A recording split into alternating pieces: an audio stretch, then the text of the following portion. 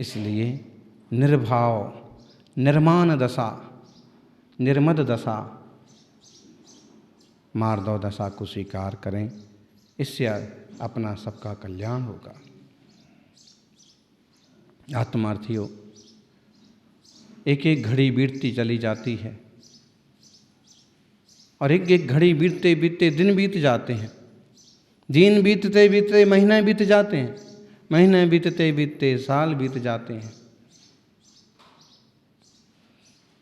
और साल बीतते बीते कब जब 70 और 80 साल भी बीत जाते हैं और कब मौत आती है और कब दूसरी पर्याय में चले जाते हैं। ये होश का जीवन है। मानव पर्याय ऐसा जीवन है जिसमें होश में रहा जा सकता है, होश में जिया जा सकता है। और जो होश में रहता है वो अहंकार नहीं करता है, मान नहीं करता है। उसे पता है कि कितने लोग आए और दुनिया में देखो लाखों आए चले गए, सब अपनी करामात दिखाए चले गए। लाखों आए चले गए, सब ने अपनी अपनी करामात दिखाई, सब ने अपना अपना खेल दिखाया, सब ने अपनी दादागिरी दिखाई, राज्य का विस्तार किया। दुनिया में, इस देश में कभी जिन धर्म का साम्राज्य था, जिन धर्म को मानने वाले राजे थे, वो भी नहीं रहे और आए तो और भी नहीं रहे और सब अपनी अपनी करामात दिखा करके। लेकिन जिसकी करामात में कुछ अच्छाई होती है, लोकोपकार होता है, धर्म भावना, धर्म बुद्धि होती है, उसे सदियों तक याद किया जाता है। और जिसमें केवल निजी स्वार्थ और अकड़ होती है, उसे थोड़े समय में ही भुला दिया जाता है।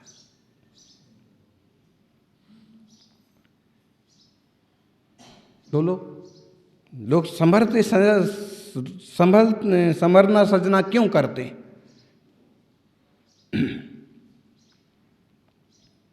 वो भी एक तरह की देह की पुष्टि के लिए, मान की पुष्टि के लिए।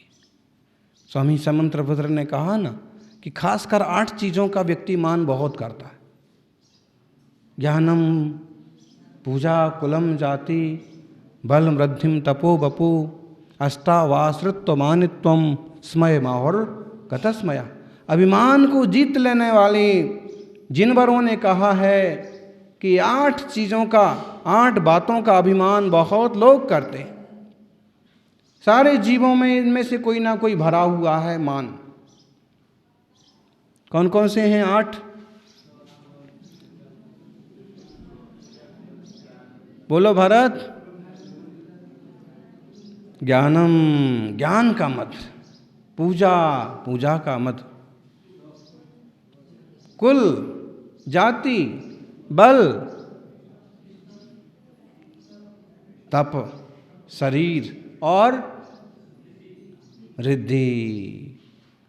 देखिए, इसी के आसपास ही तो सारा जाल बुना गया है, प्रतिष्ठा का, मान का, अभिमान का। इनमें से कुछ ज़्यादा है हमारे पास तो हमें गुरूर होता है और हम फिर किसी को कुछ नहीं गिनते हैं। ज्ञान है, अरे भाई आपको कितना ज्ञान है? बोलो। तीर्थंकर भगवान को केवल ज्ञान था, मुनिराजों को अवधि ज्ञान, मन परे ज्ञान, महान ज्ञान था गणधर स्वामी को। पूर्वाचार्यों को शास्त्र देख लो, उनकी एक गाथा का अनुवाद करने में तो आपको पसीना आ जाता है और फिर भी आप अपने आप को ज्ञानी कहते हैं। वास्तव में आत्मज्ञान ही ज्ञान है, बाकी सब अज्ञान। और मेरा ज्ञान पद कोई छीन नहीं सकता, क्योंकि दशा तो बिगड़ जाती है। ज्ञानावरण का जब उदय होता है, ज्ञानावरण का आश्रय बंद हो रखा है और इस आयुष समय ज्ञान में थोड़ा सा ज्ञान, ज़्यादा सा ज्ञान, कम ज्ञान, ज़्यादा ज्ञान, डिम लाइट, तेज लाइट, चंद्रमा की कलाओं की तरह हमारा ज्ञान घटता बढ़ता है। कर्म से एक तरह से पराजित होता है व्यवहार में, लेकिन वास्तव में इस ज्ञान सत्ता को कोई भी कर्म खत्म नहीं कर सकता, खत्म तो नहीं कर सकता। क्यों? सूक्ष्म लब्ध्य पर्याप्तक निगोदिया जीव को भी अक्षर के अनंत में भाग ज्ञान होगा। सोहम निगोदा पज्जत्य सजादस पढ़म समयमी हवधि सब जहन्नम निचुघाड़म निरावरणम। सबसे छोटे जीव, आलू गाजर मूली में जो सबसे छोटी क्वालिटी के जीव हैं, उनमें आखिरी से आखिरी ज्ञान हो किसी में तो इतना सा अक्षर के अनंत विभाग। और वो ज्ञान कैसा? नित्य उद्घाटित, उसको आप ढक नहीं सकते, निरावरण, उस पर कोई आवरण नहीं पड़ सकता। कहीं तो उसकी उपमा दे दी केवल ज्ञान से, तो केवल ज्ञान हो गया क्या? नहीं, कम से कम में वो दशा हो गई। ये तो ऐसे हो गया, त्रैलोक्यनाथ, त्रिलोकीनाथ। त्रिलोकीनाथ शब्द की जब व्युत्पत्ति हम समास से करते हैं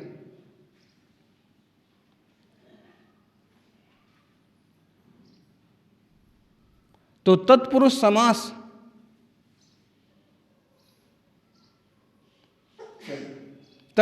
समास वाला त्रैलोकनाथ, तीनों लोक है नाथ जिनका, वो त्रिलोकनाथ। और कर्मधारय समास जो है तीनों लोकों का नाथ, वो त्रिलोकीनाथ। मतलब समझे? मतलब है कि ये दशा हो गई कि इसका जो इतना सा आखिरी ज्ञान है कि इससे कम नहीं हो सकता, तो इसकी उपमा केवल ज्ञान से दे दी। जबकि उससे बड़ा कोई ज्ञान नहीं और इससे छोटा कोई ज्ञान नहीं, कहना ये है। ध्यान में आ रहा?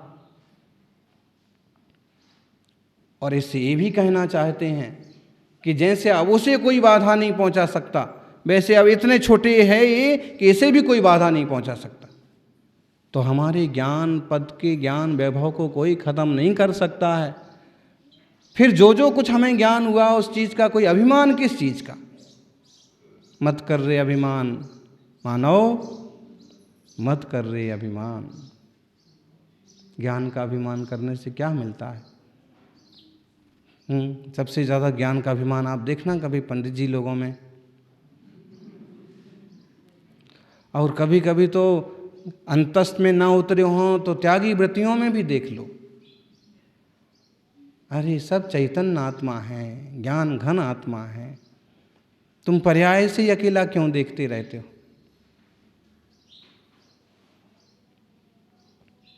प्रवचन अकेला हम ही कर सकते हैं, जरूरी नहीं है, ब्रह्मचारी जी भी कर सकते हैं, कोई सामान्य व्यक्ति भी इससे भी अच्छा प्रवचन कर सकते हैं। लेकिन इससे ज्ञान की महिमा होना जरूरी नहीं है। आपके ज्ञान की महिमा तो आपकी आत्मलीनता से, आपकी सहजता से है, आपकी निर्मलता से है, आपकी मृदुता से है।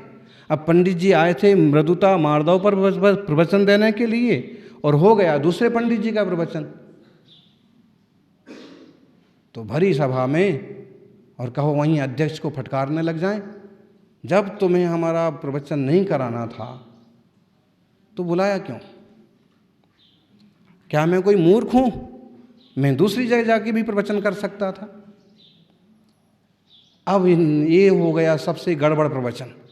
अब ये सब जनता को समझ में आया कि ये मार्दव धर्म पर क्या बोलते। होता है कभी कभी, अपने साथ भी हो जाता है, अपने से भी चूक हो सकती है, लेकिन हम धीरे धीरे समझते जाएंगे कि ना ये सब चूके हैं, तो हम चूकना छोड़ भी देंगे। मान, ज्ञान का मान नहीं करना।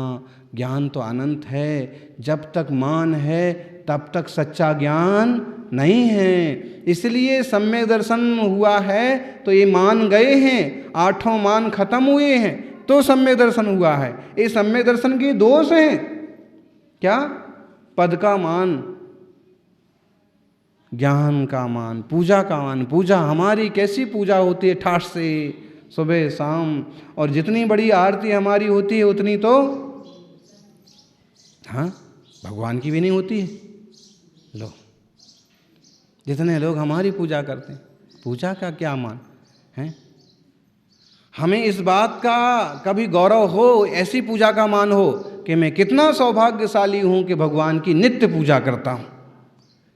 ये पूजा का गौरव आपके लिए लाभदायक है, लेकिन मेरी कितने लोग पूजा करते हैं, कितना मानते हैं, पूछते हैं। और पूछना चाहिए, मानना चाहिए। ये गड़बड़ हो गया, ईमान हो गया। ज्ञान, पूजा, कुल का मद होता है। हम मिंडा परिवार के हैं, दोषी परिवार के हैं। एक बात है, इतना तो मान होना चाहिए कि हम जिस कुल में, जिस कुटुंब में, जिन धर्म में जन्मे हैं, उसके विरुद्ध कोई गलत काम नहीं करें। इतना गौरव होना चाहिए क्या हो, ऐसे महान परिवार में, महान जाति में, महान धर्म में, ऐसे उत्तम माता पिता से मेरा जन्म हुआ है, मेरी गलतियां ना हो, कभी कोई उंगली ना उठाए। इतना गौरव तो होना चाहिए, लेकिन इगोइज्म,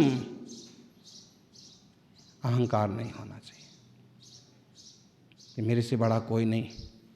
अरे भाई, बहुत बड़े लोग हो गए। ज्ञान, पूजा, कुल, जाति, पिता का कुल, माँ की जाति, तप का मद। मैंने 64 उपवास किए हैं, मैंने 32 उपवास किए हैं। बताओ, इन मुनिराज ने कितने उपवास किए? बोलो। आपके पड़ोसी 64 उपवास कर रहे हैं, और आप कितने उपवास कर रहे हो शुद्ध? बताओ फिर।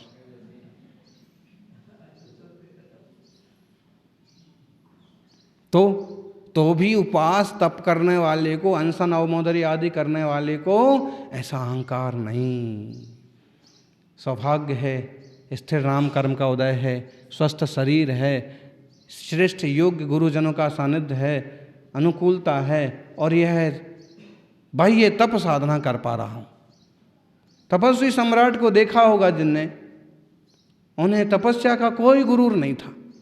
एक बार एक सज्जन आए, कहने लगे कि आपकी जैसा कोई तपस्वी दुनिया में नहीं है। वो सोच रहे थे कि अब हम ऐसी प्रशंसा करेंगे तो ये पास में बिठाएंगे, कुछ और पूछेंगे। उनने तो क्या किया कि ये दूसरे आदमी को इशारा किया कि इस आदमी को उठा के बाहर ले जाओ, इस आदमी को उठा के बाहर ले जाओ।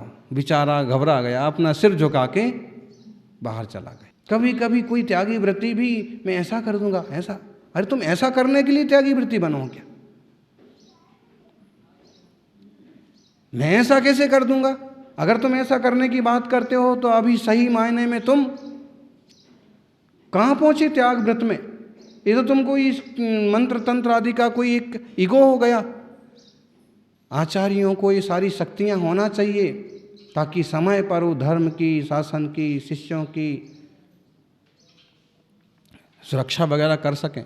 लेकिन इन चीज़ों का दिखावा, आजीविका का साधन बनाना और डराना, ऐसा बिल्कुल उचित नहीं है। नहीं तो इस गारव में आएगा, और ये गारव आया, ये अहंकार आया तो सम्य दर्शन भी गया। चारित्र तो बहुत ऊंची चीज है। तो रिद्धि का भी गारव नहीं होना चाहिए, पद का भी गारव नहीं होना चाहिए। हैं, मैं इस संस्था का अध्यक्ष हूं, ऐसे नहीं। मुझे इस संस्था की सेवा करने का सौभाग्य मिला है और मेरे कहे बिना पत्ता नहीं हिल सकता है। इसके बजाय आपके अच्छे परामर्श होंगे तो हम जरूर सुनेंगे, हम मानेंगे। बात लगभग वही होती है, लेकिन एक जो सम्यक्ति की विचारधारा और शब्द शैली होती है वो कुछ अलग होती है, तो मिथ्यात्वी की विचारधारा और शैली होती है वो अलग होती है। आज इस पद पर विराजे हैं। बोलो, ये कोई अहंकार की चीज़ है क्या? हैं? गुरु ने कुछ लिख दिया, सबों ने योग्य समझा, बहुत आग्रह किया, ये बैठे हैं विशु भरत और सभी संघ के सारथी जन कि गुरु की आज्ञा को स्वीकार करना अनिवार्य समझा और कर्तव्य रूप से इस पद को स्वीकार कर लिया। अभी अहंकार की चीज़ नहीं है। अगर योग्य साधक मिल जाए, योग्य से योग्य व्यक्ति मिल जाए और संग स्वीकार ले, तो हमें तो आज भी छोड़ने में कोई तकलीफ नहीं।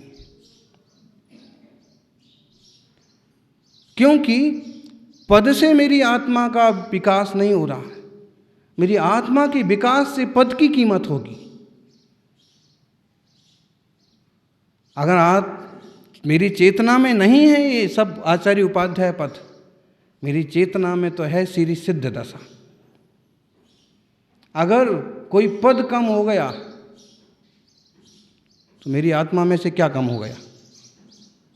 बोलो, मेरा ज्ञान कोई निकाल ले जाएगा, मेरी शांति कोई निकाल के ले जाएगा, ऐसा कुछ कम हो जाएगा क्या? हैं? उल्टा रोज रोज का प्रशासन का जो है थोड़ा सा विकल्प, वो और कम हो जाएगा। यही कम होगा तो फिर भी यही, जब इसी प्रकार की बात हमने गुलालबाड़ी में कही, संघ के नेतृत्व को काफ़ी मतलब